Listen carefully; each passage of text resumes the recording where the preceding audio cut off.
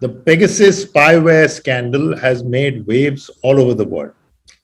17 global publications, including the Washington Post, the Guardian, Le Monde, and Haaretz, and the Wire in India, took part in this investigation of the use of Pegasus software, which is used to infect telephones of people whom an authority wants to spy on. In India's case, there were journalists, activists, political opponents, and businessmen. Their phones were monitored by an unnamed client, though only governments have access to buying this software. It costs also a lot of money, in the millions of dollars. What are the implications of this extraordinary revelation? Can the phone of ordinary citizens too be infected one day? Our guest today is Raman Chima, who works with the global organization Access Now, which monitors and defends digital rights of citizens around the world. We will talk to him not just about the implications of this use of this software, but what it could mean in the future and how citizens can push back against this intrusion. Welcome to The Wire, Raman. Thank you for having me, Siddharth. When you heard about this extraordinary development, what were your first reactions? I was surprised that I was even shocked at this extent of the current revelations. We've, as you know, seen significant alarming revelations previously in India around the use of this spyware program, this hack for hire company, NSO, and how the Indian government, or at least Indian government agencies, appear to use it to target activists, lawyers, and many of its critics several years ago. Over the years, we've seen more evidence that such types of technologies have been used in India, not just to spy on people, but to hack them to even alter records and data to literally perhaps, sometimes plant evidence in the context of political trials. We also have known globally from Access Now that NSO is a deeply problematic and extremely opaque surveillance company that also makes many claims that are not often backed by facts and has a very problematic approach that harms human rights. But what we see here is incredible. We see a global revelation of the degree to which the spyware industry is facilitating abuse, not just on human rights, but literally assaults on democracy across so many countries. It represents an incredible act of insecurity in the global internet. It is perhaps one of the most destabilizing cyber forces or cybersecurity developments we've seen. In the context of India, we see that India no longer just has a surveillance problem or a scandal. India has a massive surveillance impunity problem, in that illegal surveillance and hacking to attack people or to target people is happening at a massive scale by government-linked actors, since we know categorically that NSO always sells to government-linked actors or affiliated actors, and is happening with no oversight, no clarity, to a situation where when the government is defending its position on this or its track record on this, the new Minister for IT is actually literally reading out from NSO press releases in our parliament. And then, of course, later that evening itself is discovered that that individual may have himself been a target for surveillance before. So what you see is an incredible lawlessness problem, a recklessness problem, and something that needs urgent reform, not just answers on this scandal, but major change. And we need to see that change happen now. Excuse me. So you and I have had this chat before once a few months ago, plus everywhere else too. You've been warning about invasion of privacy.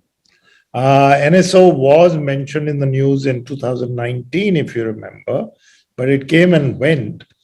So was this, in a sense, a natural progression to come to this level? I think, in a sense, yes. The fact that we've also seen these problems before, and we have not seen sufficient measures to combat them, to check these dangerous trends, has put us in a situation today where every arm of Indian democracy has individuals who have been targeted.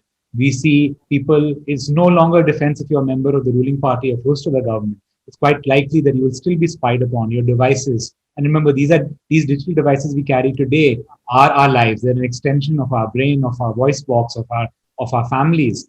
And they're being hacked upon or being actively targeted by actors who seek to hack and infect it with malware.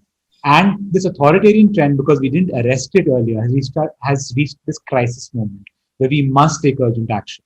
And as I said, it's not just about even the NSO revelations of 2019. It's the government's moves to increase its surveillance powers in 2018 and 2019, after even the right to privacy judgment, where they started to expand the number of agencies who could order wiretap or digital access to data. We've seen the government defending itself regularly, making extraordinary claims about what its executive branch officials could do. And we see this constant watering down since nearly 2008, 2009 of the realization that even Indian civil servants shared, in the period of the 2000s, where they said, yes, Indian law regarding access to data is not necessarily up to date. We need to modernize it. We need to consolidate it. We need to have more checks. We even need broader reforms on intelligence agency oversight. And instead of the last 3 to 4 years, we've seen extraordinary claims by ministers and security officials saying that basically that's not going to change. We're not going to do anything to put our intelligence or security services under more overall checks, but also they have made extraordinary demands for data. And I'll leave you with one thing, right? Just even at the beginning of this year, in January and February, we saw initial evidence from technology companies that they were receiving global technology players operating in India, that alongside the farmers' protests, they were receiving massive requests for not just web censorship, but even surveillance on journalists, activists, and others dissenting with the government using lawful means in India. We then saw, as the COVID pandemic rolled out, that again critics were being targeted and measures were being pushed for, with the government then trying to normalize these powers by issuing, on a shock basis in February, the IT rules under the Information Technology Act that actually seem to solidify the desire to retain data, break encryption, and of course, bring other actors under the government's regulatory anvil. And so what you see is not just this assault, you see this recklessness and this desire to put no checks on surveillance powers. You see the desire to increase them and to normalize this. And that's why it's very important right now to push back publicly, vocally, but also to see what lawmakers and our ministers can do to fix this problem. You mentioned 2009. I'll just mention this in passing because we all know that technology has changed, awareness has changed since then. I've heard this from several sources that there were bureaucrats at that time who were getting a bit worried about what was going on and telling activists, please tell us what we can do. Ministers who initially defended it were coming around to this view. And now we are 12 years later, and it's deteriorated progressively, rapidly, to the point where not just denial, brazen hitting back to say, we want it. And of course, this time the government is slightly on the defensive because it's international and it's making noises like, the people who are doing this are anti-national. So there is absolutely no second thoughts in this government that this may have gone too far. So they have actually welcomed it and perhaps applied it. I think they've created a system right now where they have encouraged people to take measures that are reckless, that are dangerous. They have refused to look at advice given to them internally and externally, indicating the extent of the problem and noting it's not just even, say privacy rights people versus government or security people. It's people who care about policing, who care about intelligence gathering, who care about law and order and the security and stability of the Indian Republic, saying there is a problem here of powers that are out of date, of law that doesn't reflect agency realities, of incentives given to police and administrative officials across the breadth of our federal union that allows reckless misuse of these powers, and powers that will be used by one political party one day, which will be used against that party if it's ever in opposition. And I think I want to give some context there on what was said in 2009. In 2008 and 2009, you saw, of course, firstly, prime ministerial statements from then Prime Minister Manmohan Singh about revelations from the Radia tapping controversy around evidence and data being made available to private parties, and essentially government surveillance powers being used as perhaps perpetuate private, battles or rivalries. And you saw even there, then Prime Minister saying there's a problem in this.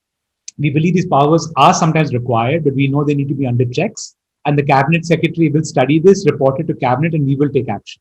You saw efforts to create a privacy bill at that point of time, championed then by the Department of Personnel and Training. And while the draft of the bill was never made public, a failing of that government and of the Manmohan Singh administration, you saw leaks of it and public discussion around the contents there. And it was very clear. It would have a chapter or chapters on data protection, and it would also have a chapter or several chapters on modernizing interception and data access law. The then Attorney General apparently even saying, we can't keep these in completely separate laws. They should be in one law. So there is clarity, accountability, and if there is abuse, there is remedy. And that's exactly what we see lacking today. And even as you remember, a few years ago, when this present government appointed a new expert committee on data protection and chose Justice B.N. Sri Krishna to chair it, along with government experts. Remember, the report was eventually a consensus report from all of them. Even that consensus report featuring serving government officials, it was said that India's surveillance practices and measures don't match up to the enhanced standards demanded by our Supreme Court judges in the right to privacy, the fundamental right to privacy Puttaswamy judgment. They gave that warning, said you need to modernize it. And when this data protection bill was even brought to Parliament, you saw the extraordinary claims where a government ex-advisor, Justice Sri Krishna, was saying this bill is not strong enough. In fact, it would bring an Orwellian India upon us. And now you have the situation where, as I joke and say, nearly a year ago, Prime Minister Modi at the ramparts of the Red Fort spoke about the need to protect the security, the cyber security of all Indians, committed to a new national cybersecurity strategy. We have yet to see that document 11 months later, and you see India using a global hack-for-hire company that depends on the worst black market gray practices in the global surveillance, espionage, and cyber industry to literally use cyber insecurities to attack not just everyday Indians, but even critical watchdogs who protect the Indian Republic. What you said in the beginning that it surprised you, but not the scale. And I was going to come to that. The scale is simply staggering. 50,000 phones and estimated. India, a few hundred phones. I know for a fact that despite all our work, only a handful of phones we could crack because we don't know the numbers, or if we know, we didn't have the wherewithal to get them to offer their phones. But the sheer scale, and it's a shock to think of it. What also strikes me, it is quite possible that these 50,000 phones are merely a drop in the ocean. It could be much bigger. We don't know. Yes. And remember, again, this is what we know as of now. There are further checks to work on this, given it's so sensitive, putting people at risk, at potential harm, but also involving, as you know, sometimes arguing publicly with government and police actors. People want to be cautious. They want to be able to attribute it as carefully as possible. But it's still so massive. And as I would note, this is just one company. You must remember that it's beyond NSO. There's a lot of focus on that deeply problematic, deeply harmful company. But there are other surveillance tech vendors. There is a global surveillance industry. Those, for example, who might visit the map maintained by the international group Privacy International on their website will see there a map that shows surveillance tech actors operating across not just Israel, but across other parts of North Africa, many in Europe, and a lot of the money for the sector coming from Europe, North America, some even in the US, and actors in India itself, as well as in Singapore and elsewhere in this region. And that's leaving account China, which is a major actor and player in this space. And there have been previous revelations around Indian police units using these services. For example, the very well-known surveillance tech firm, Hacking Team out of Italy, has been documented as having presence and dealings with Indian state police forces several times. You see other actors in trade shows in India talking up about their services being used. For example, the company Celebrite, which allows for cell phone tracking and other material, being often present at police shows in India, press releases from the Delhi police around its use. And why I mention this is imagine the amount of technologies and capabilities that other police units are using across India, beyond just NSO. This is one part of the problem. And in fact, the sheer fact that there's been no policing or no accountability on these NSO revelations in the last 2 to 3 years has probably encouraged police officials to go and use these technologies, procure them, knowing, well, there's no check on it, and perhaps the top bosses actually approve of what we're doing. We know our careers are not going to be jeopardized by using this, even if it's problematic, even if it's illegal. Because remember, government hacking, all hacking in India is illegal. There is no exception for the government. They may want to create an exception to enable surveillance, but the law doesn't permit that yet. And what law applies to you and me also applies on the executive branch, unless they can show there's an exception for that. And that's why what I want to indicate is that by showing there's a surveillance impunity problem, actually, we've created a larger problem that's going to haunt us for years to come unless we take a strong, decisive step right now. And again, I'd note that, right? Prime Minister Manmohan Singh was no necessarily great champion on surveillance reform, had deeply problematic approaches to this. But even he noted that when there's a scandal and a crisis, the head of government needs to take a public position and take a strong view, because it's not just about what the head of government may want. It's about how everyone through the government system may interpret it. Even in China, somebody says a lot of people might get away with doing things that are problematic, just saying, oh, well, perhaps the top party leadership would like this, so they've not said, don't do this. And that actually creates a cycle of lawlessness, of recklessness that even sometimes harms those in power. And that's where we're going to go into in India today and tomorrow, unless we take urgent action. The list of some of the countries which have allegedly purchased this is quite interesting. Azerbaijan, Hungary, Morocco, UAE, Saudi Arabia. India is the only real liberal democracy among these. Some of them may have nominal democracy. And that India is ready to be part of this cohort. And all these countries, by the way, are very low down on the press freedom index. Should India be really part of this? I mean, apart from the sheer embarrassment, there has to be some kind of thinking in the country to say, are those the countries we want to be, lumped with? No, absolutely. I think it should make us pause and reflect on what it's showing us globally. Your front page newspapers globally talking about how scandalous it is, how deeply troubling it is for India.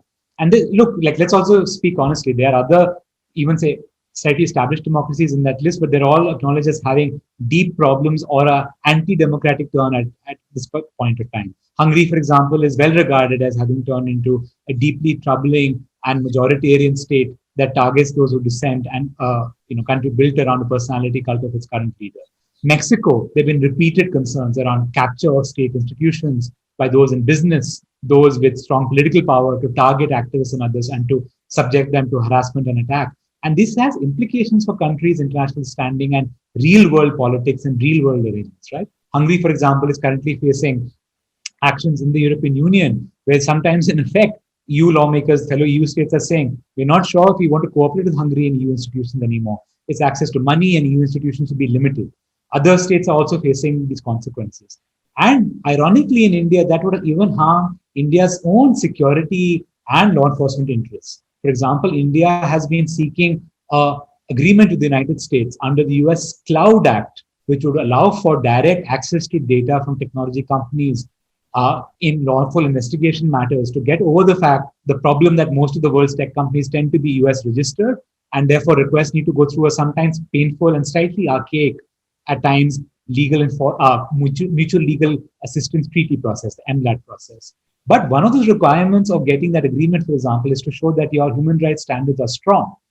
Now, the US, for example, its executive branch will come under tremendous pressure from its legislative branch, from congressional officials, saying India doesn't meet that test anymore. Don't give it support.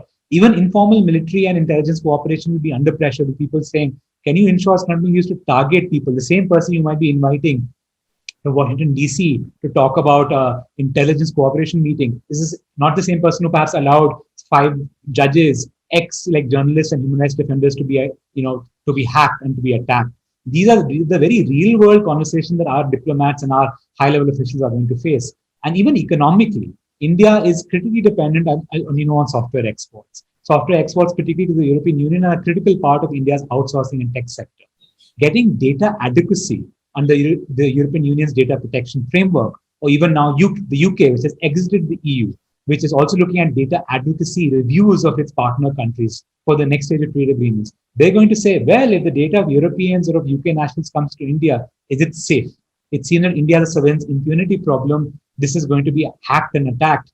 And sometimes we think we can get away with this by the nature of India being the world's largest democracy and second largest population base in the world. But if you see, even the European Union and the US, which have such strong ties and relationships, EU data transfers to the US have been jeopardized because EU activists went to court and said the Americans' own earlier practices were reckless, harmful, did not give protection to Europeans. And if those weren't good enough, imagine what they're going to say about ours. These are very dangerous economic and real political consequences we are going to face. Ironically, while somebody said either on television or in parliament that, all the companies have agreed to this. WhatsApp has sued NSO. And here we are trying to control WhatsApp. We're trying to control social media.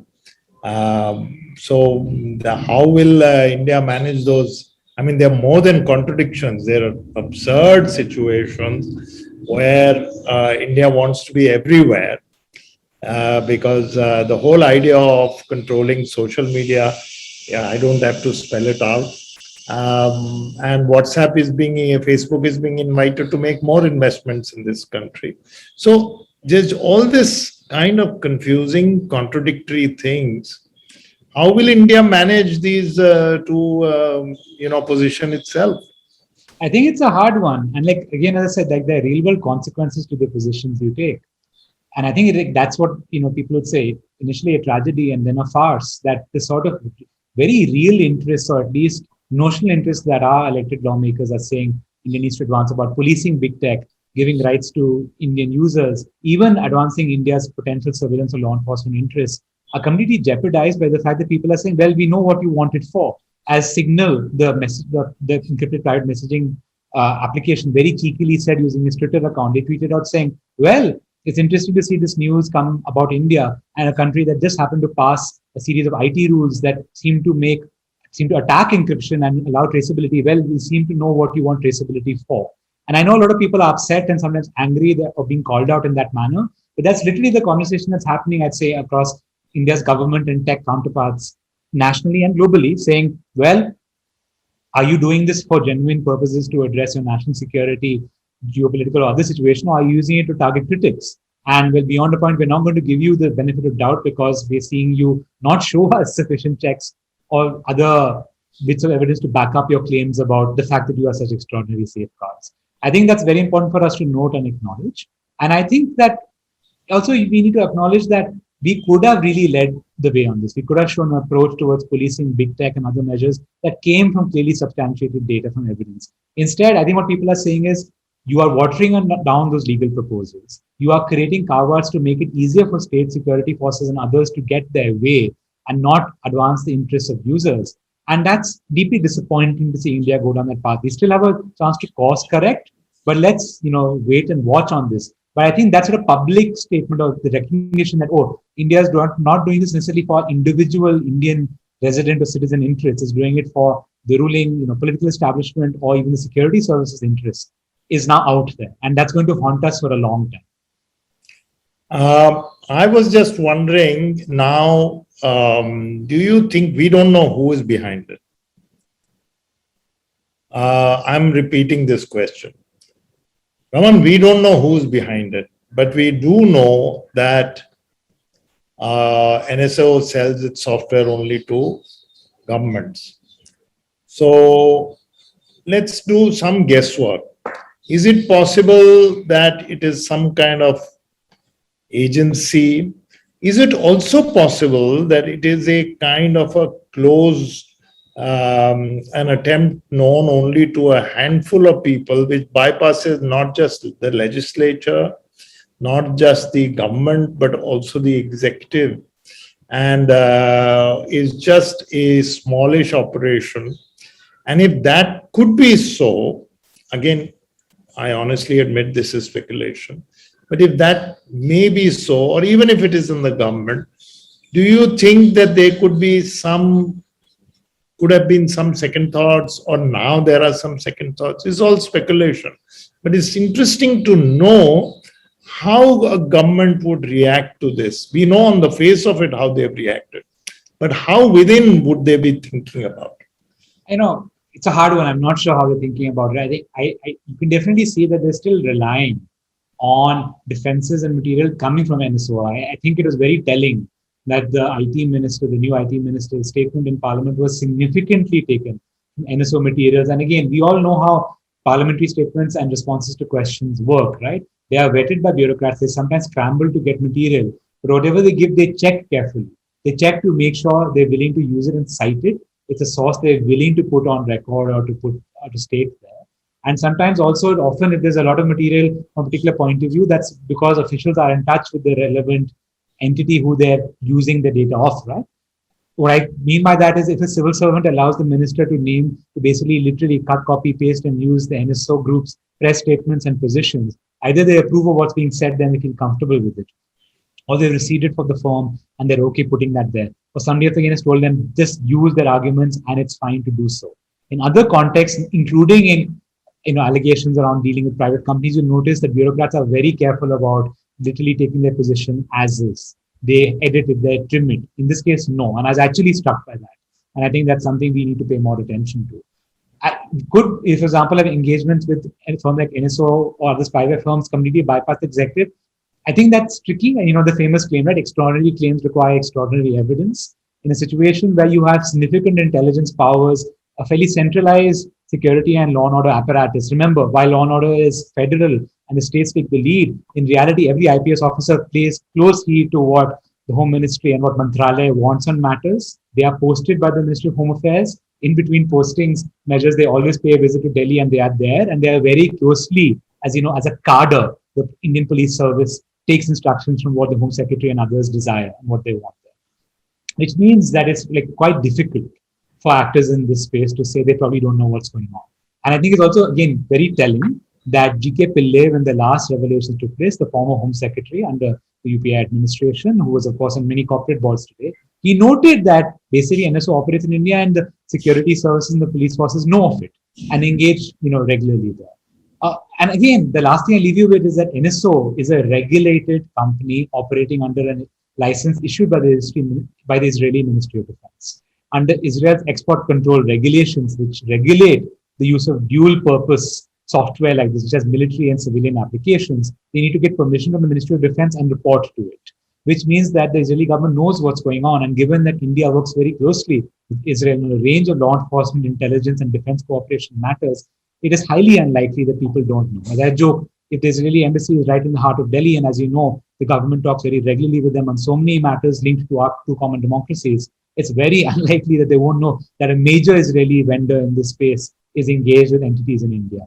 And if they did think that was the case, they would have called the inquiry, right? To quote from, Yes Minister and Yes Prime Minister, the British sitcom, you call an inquiry when you know what the outcome is going to be. And if you think you know that you are not looped in, obviously you would have called an inquiry and would have made yourself immediately available.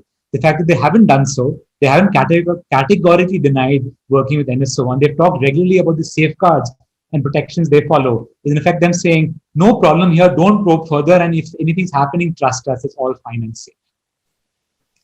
What is Access now on a worldwide scale? Because this is a worldwide story.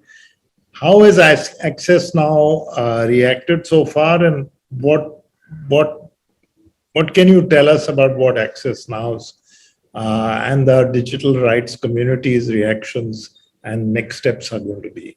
Absolutely. And so the global digital rights and even digital security communities have been very worried about the surveillance tech and spyware industries over the last few years. In fact, many groups got together to form a group, the Coalition Against Surveillance Exports, recognizing that many countries had a domestic or regional obligation to police the companies operating in their territories and to make sure that surveillance technology was not exported across borders to place human rights at risk. And NSO has been perhaps the firm of the most concern to all folks, that it is deeply troubling how it operates. It's into a reckless pattern of who it works and deals with. It also has a history of making claims that cannot be backed up, or claiming that it doesn't do something and then is revealed to actually be operating with X or Y entity.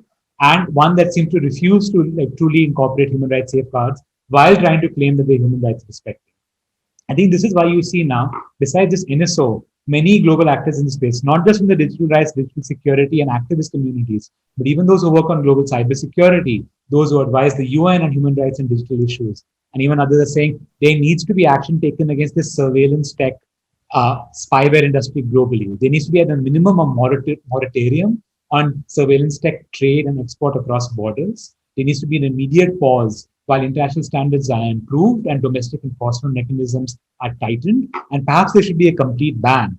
And that's what we believe, that there needs to be, the firms who operate in this space are under a tremendous human rights obligation, and mostly the sectors fail to reach that.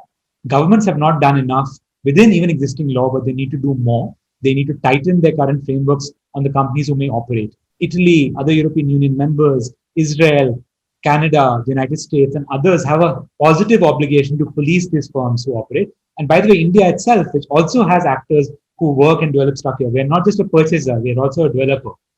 We have not talked anything about what India develops and Indian tech folks develop in this space. We need more on that. But more importantly, that the governments also have an obligation to address how they do government hacking. There needs to be a presumptive ban on government hacking unless safeguards are put in place that respect, protections around overbroad surveillance and truly respect privacy and other protected human rights. And particularly in India, given that government hacking is already in effect a crime because there's no exception for the government, we need a complete presumptive ban and a truly independent review conducted not just on improving surveillance law, but on documenting what's happening today. Because you have a situation of lawlessness. You have fancy tools sold by potentially snake oil vendors to all sorts of police and intelligence actors across the country. It's not just bad for human rights, it's bad for policing, it's bad for our national security and cybersecurity. And you even speak to police and other officials, they acknowledge it's a problem. Some of the more informed people say, we don't know who's selling what to us. There are all sorts of overbroad claims, and we don't know who has access to this data, whether our successors in our posts truly know what's going on, and if there's sufficient checks. And it's a very dangerous situation where India has literally outsourced this to perhaps one of the most dubious and black sectors perhaps in the global tech industry. I read a story somewhere, you may have too, about how the Israeli Prime Minister traveled to various countries, and soon after that, this started happening. So perhaps the Israeli government, you could argue, knew about it and perhaps, if not encouraged it, but certainly brought it to the notice of so many governments. And that's a good question. And as of course, that particular prime minister has been very controversial, forced out of office in a sense, or rather has his political career has come to a temporary break in the road. But I know there have been a lot of these concerns around dealings between his party, his office, and firms like this. But I think it goes to a larger structural problem and one structural reality. As I mentioned, these firms are licensed by the Israeli Ministry of Defense. It's not even oversight. They actually have to go and get a license from the Ministry of Defense. They operate under it. That license, in fact, is something that the Israeli government has cited in other contexts to say, don't ban the operation of this firm, don't put restrictions. There are safeguards there. But clearly more needs to be done.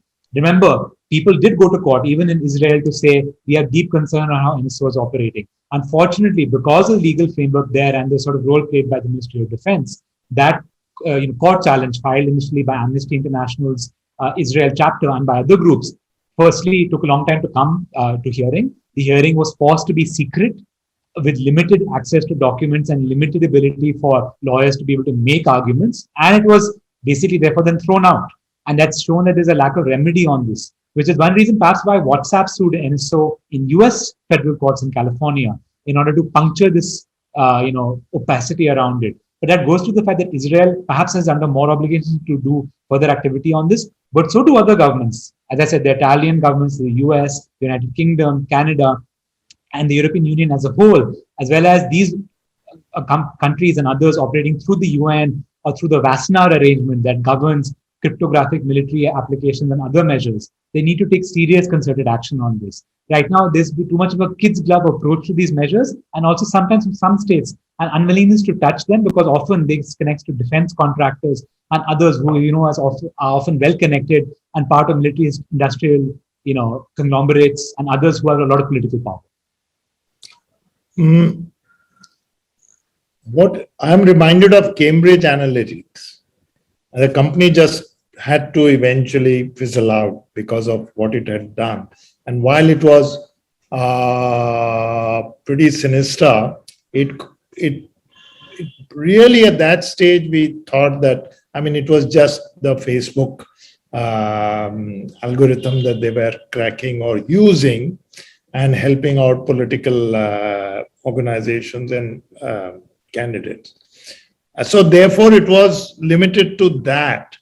And they were, profiling people, targeting them, etc. But when all this came out, there was a hue and cry and it shut down. And there's been, I think one can't make a totally generalized statement because there has been in some domains, but there hasn't been the same level of public outrage among people who know, people who should be careful. So either we have become very inured and we've been mentally prepared, or we are fatigued, or the media, the captive media in India has played a role in playing it down or even subverting it and saying these are all enemies of the state and enemies of the nation. So why do you think that the same level of outrage has not been seen? I think, see, if you see even Cambridge Analytica, one, of course, they were a firm dealing with political parties, of course, connected influential people. Ultimately, they were a firm operating at least outside the military and security services space, where your clients are sometimes very keen and there's constant demand. And also it operates in a slightly black area where you don't always know what's going on.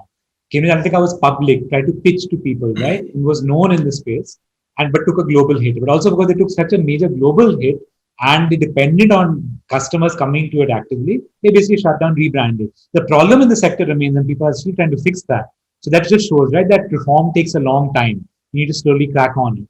In this context, I think the problem is this coupling with a much longer existing problem in India, the state of our surveillance law and practices and the failure to really create institutional fixes. We depend on temporary political fixes. There's a spying scandal, a prime minister might partly step down, or a minister makes a comment or something occurs. But the law itself doesn't change. Even the one really useful legal measure in this space, the 1996 PUCL judgment, took many years to come to court, where the Supreme Court then talked about telephone tapping. It was a very limited relief, and that itself was only implemented in the 2000s. And even in 1996, when the judgment came out, it was actually out of date.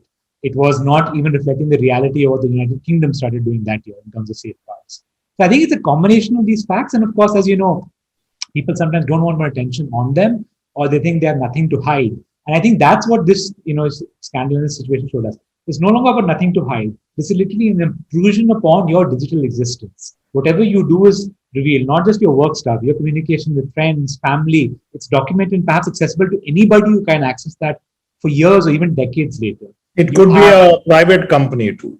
It could be a private company. It could be other actors. This stuff could leak. If somebody has it, it can be accessed by others in turn. If, for example, they make it available to particular clients or others in the Indian government, they could be hacked in turn, and that's happened in the past, right? US, for example, backdoors into systems in telecom networks in the US was an attack vector for apparently for Chinese governmental hacking activity and other things to occur. So one person's backdoors are also another person's backdoors, right? But more importantly, you see people planting evidence, altering one's life. Our devices have become so core to who we are. And I think that's why people are more upset and troubled by this. They see the swath of it. And I think they're realizing it's not just even the union government or even the ruling political establishment, to be others who do this. And this is not okay. This is alarming. But we need to see more. And I think the other reality, of course, is because there is so much money from governments in this space that these firms have continued to operate. So that sort of pressure needs to be there. So that sort of presumption that governments actually, and I think there should be a presumptive ban, including in India, of the government engaging in any hack for hire company. Why should the government be encouraged or incentivized like reckless, nearly criminal actors to develop these capabilities that are used to attack and undermine people and undermine the security of all our devices and our networks? It's literally something where, in order to achieve one security interest, reducing the entire security of not just the country, but of the global internet and of the world at large. So what is the citizen to do? I've speculated, for example, that already this was happening. People were saying, don't talk to me on the phone, we'll catch up. When you catch up, even in a small situation of 1+2 or 1+1, people talk in whispers. This will probably drive people to be extremely careful on their phones, for the time being at least. What is the citizen to do, A, to safeguard themselves, and B, to push back? I think it's very important that the two are linked. You can protect yourself up till a point, but you need structural change because, as I say to folks, beyond a point, if you are a target for particularly bad actors or a nation state or rogue actors in a government, the odds are stacked against you despite the measures you may take. And that's why you need larger checks, right? Beyond a point, it can't just be about how much you barricade your house. If the police is trying to send a bulldozer to throw you out illegally, you need judges, you need independent actors, and you need the free media there to prevent that from happening. But there are measures people can take. Firstly, it's very important to make sure that things that you use in your device, you realize every device is hackable. There is nothing that is fully securable. Whatever you have there can be accessed by actors. You must not necessarily throw it away, but you must be cautious about what you use a digital device for, what you have on it.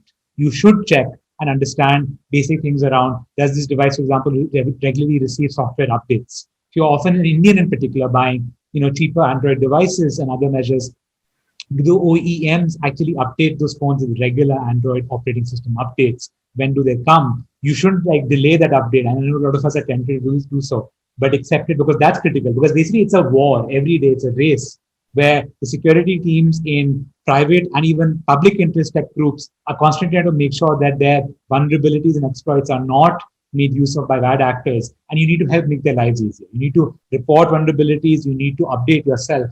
You need to be sure about what you're doing. I think there are other simple tools you can see online, particularly if you're a person who's at more risk. You're, say, a journalist, a researcher in spaces where you are dealing with sensitive issues. You're an elected official, often involved in matters around, government criticism, or even combating powerful, well-connected groups such as the mafia or criminal actors. You can seek to specialists. You should understand what your threat mapping is, because what advice you get depends on who might be targeting you, which means that you should go to professionals and others on this. There are resources you can go online. My organization has some of those available. You go to the Access Now Digital Security Helpline. They have a digital first aid kit that we have developed along with other groups. Groups such as the Electronic Frontier Foundation in the United States have a surveillance self-defense guide that is very helpful. It's human understandable, not just tech geeks, not just lawyers, not just digital rights or crypto geeks. It can be read by basic people and it's available in multiple languages. If you want to access this and you can't find it in your local language, there are people willing to translate or make this available. But also more importantly, if you believe you're under threat or risk, go to individual actors for proactive assistance, for individual counseling. And again, the Access Now Helpline does this, many others do. If you even just type CIVICERT, CIVICERT, that is the Civil Society Computer Emergency Response Team, a network like how governments and companies have computer emergency response or cybersecurity response teams designed for civil society. And because civil society and journalists are the infrastructure that makes democracies work, you can go and see these groups who are based globally and access the resources in your country, in your region to get proactive help. And that's the least we can do. But you need to call for urgent change. And in India's case, that means demanding that Parliament pass surveillance reform or put in surveillance reform into the Data Protection Act, and not just a fig leaf to it, but something meaningful with an independent, perhaps, privacy commissioner looking at interception and surveillance in India, including government hacking, or even a more separate office, or even expanding the role of the Data Protection Authority proposed to be created. We need an independent inquiry on what's happening. And if New Delhi is gridlocked on this, the state government should go ahead. Because ultimately, hacking is a criminal matter and criminal matters are subject to the states. They should independently issue inquiries, at least on the private sector actors in this space. And we need answers. We need a categorical statement, not just from the Ministry of IT, but the Home Ministry, maybe in the Prime Minister's office, on what is happening here and what they propose to do. These are some of the steps, but you need to speak up now, because otherwise the right to privacy judgment and all these other things mean nothing if we don't argue aggressively to fight for this. And it's also very important for people to remember that many of these measures are currently challenged and pending in courts. For example, the government's surveillance powers under the IT Act are subject to challenges pending in the Supreme Court for several years. There are high court actions as well. That pressure needs to be out there. Judges need to recognize the concern that the Indian public has, but also people are targeted. Don't keep quiet. Go public, file, talk to people. It's important to recognize that you are not alone. Given that the government is so obstinate and in fact pushing back very, very strongly, and given that there might be people, given that the media is completely, more or less, the legacy media, television channels are completely supporting this, given that there may be people who are supporting this, do you see that all these kind of steps on an individual and institutional and group scale make any difference at all? I think they do. It's a hard problem, though. Let's recognize that this is a significant challenge. It's one of really the challenges, in a sense, for our age, right? It's also about the role of government when it comes to government powers and executive branch overreach in the digital age. require us drawing clear lines. It also requires us to recognize that powers that we might exercise and leverage, being part of a privileged class or being even in government or the establishment now, can be used against us. So we need to put down some lines on this. But I think we have to wait and watch. I think there's going to be a lot of desire to say it's about individual companies, it's about one or two things, it's about X person who's anti-national or somehow has concerns there. And we need to stand up for rather systemic reform. But I also think that more and more people, particularly younger people, their entire lives are online. And ironically, a lot of people say they share stuff there that a lot of older people won't, which is perhaps true, but they also think there are certain lines that shouldn't be crossed. And I think even for older people and others who now recognize that their entire existence is available in digital forms, they're concerned about how that can be accessed. But let's wait and watch. But I would say, if you were to ask me globally of the countries where there is scope to be able to reform, regulate, and improve the surveillance situation, is India amongst one of them? Yes, in fact, I would probably say India is one of the top countries where this conversation needs to happen. This is, in a sense, truly our Snowden revelation moment. And the Snowden revelations provoked a lot of change, often positive, some negative in the West. Some of those changes, stayed, some of them didn't. Some of them took many years for outcomes to come. But I think that's at the beginning of where we are right now. Let's see where it goes. But again, I'm often accused of being hopeful and optimistic. Yes, you've been hopeful for always, and I think I understand that attitude. That's the only way to be, rather than just give it up in despair. After all, it could not just be me, it could be my children and my near and dear ones. So on that note, Raman, thank you very much. You've really clarified it. You've really given us some context to the entire thing and some way ahead. And I do hope that there is a pushback from the citizen as far as possible. Thank you for having me here, and I look forward to reading more from The Wire. Yeah. Thank you very much. You must contribute once in a while to explain these things in simple lay language, because people don't even know that there are private actors or institutional websites available where they can get their phones checked or get some solutions and all that. So thank you very much. That was Raman Cheema of Access Now, a global digital rights body, who gave us a good perspective on what this Pegasus scandal is all about.